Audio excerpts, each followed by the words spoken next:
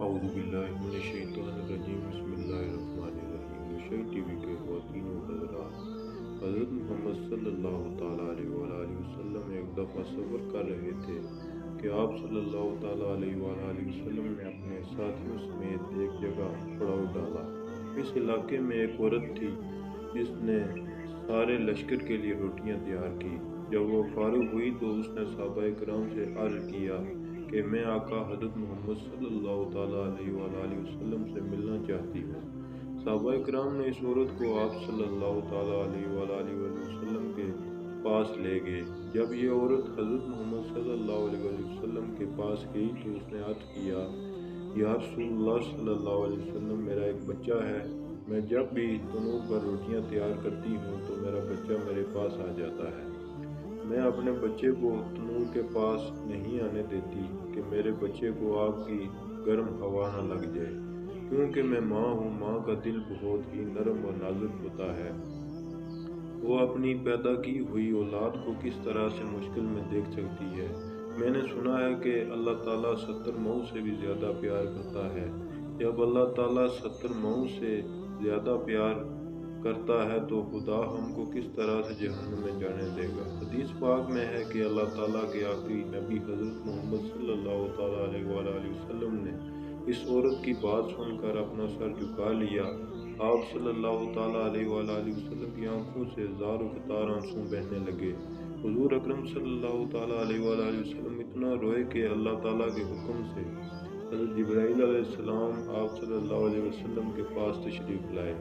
حضرت جبرائیل علیہ السلام نے فرمایا، یا رسول اللہ صلی اللہ تعالیٰ علیہ وآلہ وسلم، اللہ تعالیٰ کا حکم ہے کہ اس عورت کو فرما دیں، اللہ نے ان پر ظلم نہیں کیا، انہوں نے اپنی جانوں پر خود ظلم کیا ہے۔ اللہ تعالیٰ تو چاہتا ہے کہ میرا بندہ مجھ سے مانگے، کیا مانگتا ہے میں اس کو عطا کرنے کے لیے تیار ہوں۔ یہ لوگ خود توبہ نہیں کرتے، یہ لوگ شیطان کی بات مانتے ہیں۔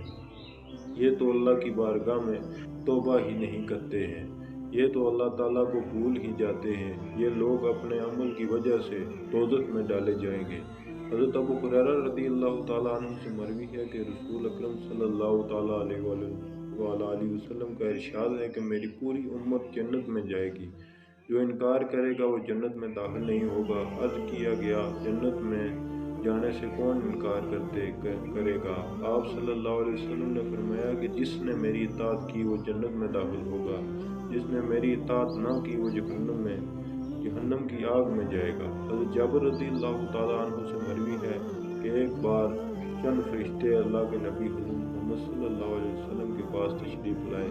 اس وقت آپ صلی اللہ تعالیٰ علیہ وآلہ وسلم سو رہے تھے۔ ان فرشتوں نے ایک دوسرے سے فرمایا کہ تمہارے اس ساتھی کے لیے ایک مثال ہے۔ ان میں سے کچھ فرشتوں نے اپنی رائے دی کہ یہ سو رہے ہیں، کچھ نے یہ کہا کہ ان کی آنکھیں سوتی ہیں اور ان کا دل جاگتا رہتا ہے۔ چند فرشتوں نے کہا کہ ان کی مثال اس بندے جیسی ہے جس نے ایک گھر بنایا اور اس گھر میں کھانے کی ایک دعوت کا انتظام کیا اور ایک بلانے والے کو بھیجا، تو جس نے بلانے والے کی بات مانی وہ گھر میں آ گیا ہو، اس دعوت میں سے کھایا۔ جس نے اس بلانے والے کی بات نہ مانی تو ظاہر ہے کہ نہ تو وہ گھر آئے گا اور نہ ہی اس کو کچھ کھانے پینے کو ملے گا۔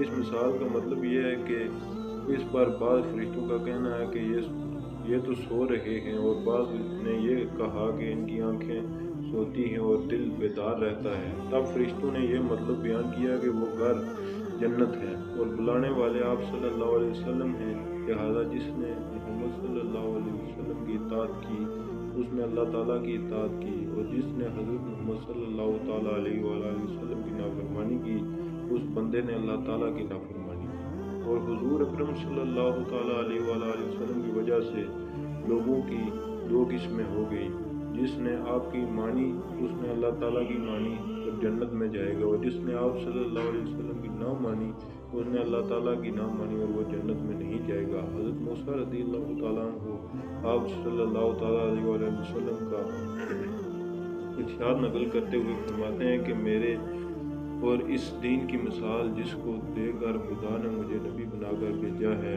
اس آدمی جیسی ہے جو اپنی قوم کے پاس آیا اور کہا کہ اے میری قوم، میں نے اپنی آنکھوں سے لشکر کو تمہاری طرف آتے ہوئے دیکھا ہے، میں تم کو بے غرض ہو کر ڈرا رہا ہوں، لہٰذا جلدی جلدی کرو۔ چنانچہ اس کی قوم میں سے کچھ لوگوں نے اس کی بات مان لی اور سرشام چل دیے اور آرام سے چلتے رہے، وہ بچ گئے، اور اس قوم میں سے کچھ لوگوں نے